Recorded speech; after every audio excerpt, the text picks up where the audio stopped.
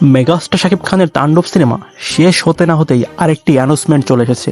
এটাকে অ্যানাউন্সমেন্ট বললেও ভুল হবে, কারণ এটা এখনও রিউমারই রয়েছে।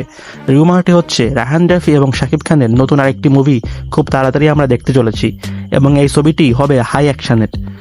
রায়হান রাফি একটি সংবাদ মাধ্যমে বলেন, সামনে আমাদের অনেক প্ল্যান আছে, শাকিব ভাইয়ের সঙ্গে আমি অনেক কাজ করতে চাই, এবং সামনের বছর আমরা এমন একটি মুভি আনবো যেটি ঈদে রিলিজ হবে না, কিন্তু অন্যান্য একটা ভালো ডেট করেই আমরা রিলিজ করব। আর রায়হান রাফি আরও বলেন, এই সিনেমাতে ভারতীয় অনেক অভিনেতা থাকবে এবং তারা নামি দামি অভিনয়, যারা আমরা সবাই তাদেরকে চিনি, ছোটোবেলা থেকে তাদের আমার একটা ইমোশন। এমন এমন বড় অভিনেতা থাকবে তাদেরকে দেখে দর্শকরা চমকে যাবে। শাকিব খান এবং রায়হান রাফি দুজন মিলে এরকম একটা মিটিং করেন এবং মিটিংয়ের মাধ্যমে তারা ডিসিশন নেন। এখন এটা যেহেতু এখনও রিউমার, সেহেতু আমরা কিছু বলতে পারছি না।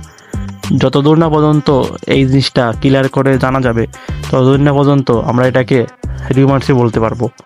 আবার কেউ কেউ বলছেন এই সিনেমাতে শাকিব খান এবং আফরিন নিশোকে একসঙ্গে দেখা যাবে। রায়হান রাফি এই দুজনকে একসঙ্গে আনার জন্য অনেক চেষ্টা করছে, তারপরও আমরা এটা রিউমার্স হিসেবে ধরছি, কারণ রায়হান রাফি এত তাড়াতাড়ি একটি মুভি আনতে পারবেন বলে আমাদের মনে হয় না।